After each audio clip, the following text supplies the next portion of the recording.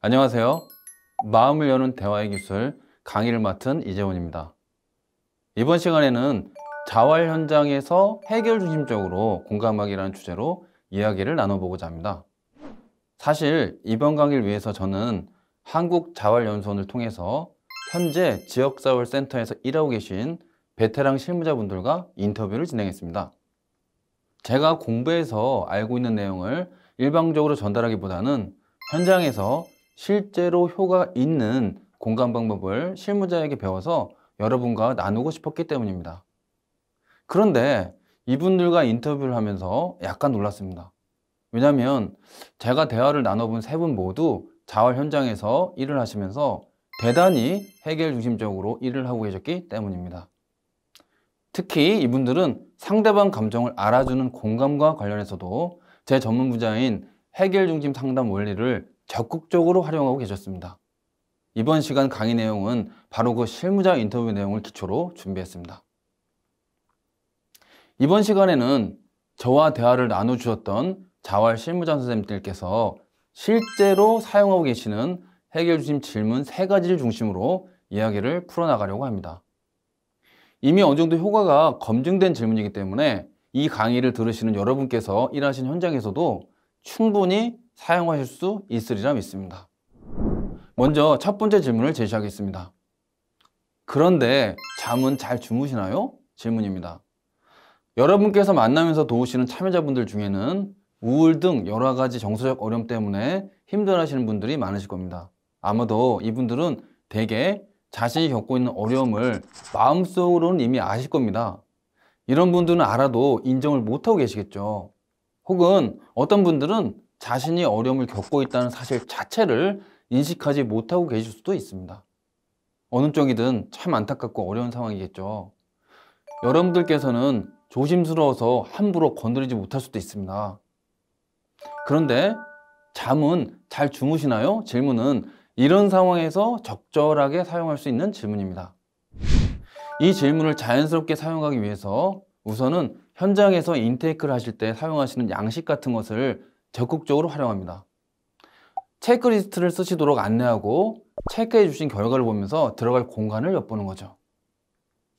체크리스트에 나에겐 심리적인 어려움이 있다 라는 항목이나 나는 상담이 필요하다 라는 항목을 넣습니다. 아마도 참여자 중에서 100%가 모두 솔직하게 쓰진 않으시겠지만 대략 절반 이상은 이 항목에 체크할 수도 있겠습니다. 그래서 만약에 참여자분이 이 항목에 체크했다고 한다면 수면 습관이나 수면의 질에 관해서 이어서 질문하는 겁니다. 수면, 즉 잠은 일반적으로 어떤 사람이 건강하게 생활하고 있는지를 쉽게 평가해 볼 수 있는 좋은 기준이죠. 정서적인 어려움이 있는 분들에게 먼저 그 어려움에 대해서 직접적으로 여쭤보는 일이 서로 부담스러울 수 있기 때문에 수면에 대해서 물어보면서 자연스럽게 화제를 옮겨갈 수 있겠습니다.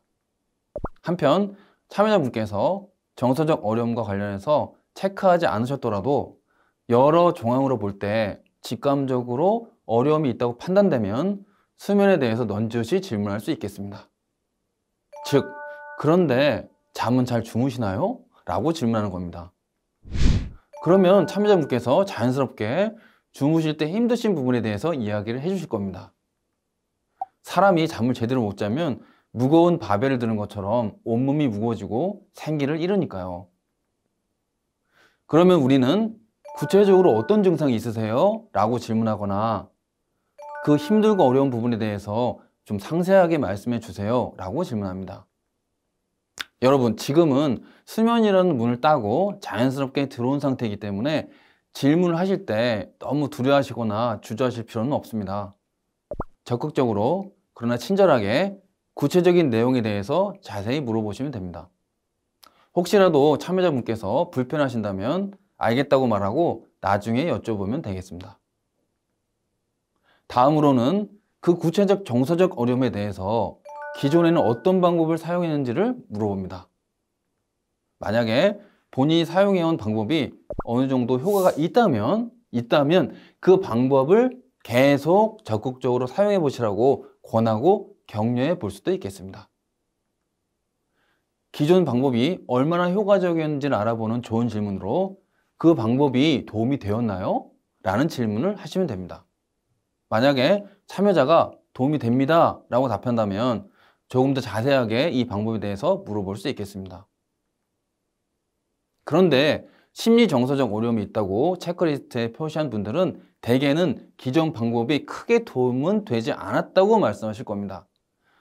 혹은 기존에 사용하던 대처 방법이 아예 없다고 답하실 수도 있고요. 그 다음에는 불면 증세를 포함해서 현재 겪고 계신 어려움을 어떻게 하고 싶은지에 관해서 질문합니다. 자, 이 부분이 핵심적으로 중요합니다.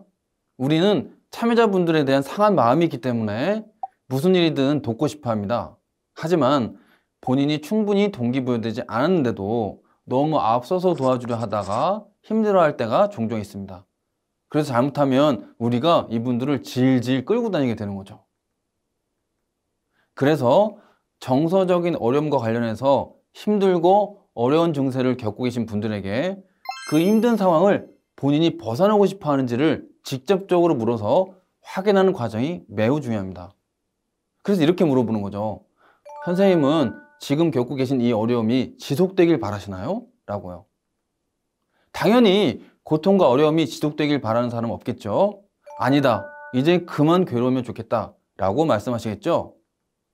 그러면 바로 이 말씀을 꼬투리로 잡고 나아가는 겁니다. 우리가 일방적으로 끌고 다니는 게 아니라 함께 걸어 나가는 거죠. 본인이 원한다는 것을 확인했으니 이제는 이 내용을 서비스 계획에 반영하는 겁니다. 뻗은 손을 확인했으니 단단하게 잡으면 됩니다. 그러니까 우리에게는 합의가 중요하다는 얘기입니다. 우리는 일할 때 추측을 많이 합니다.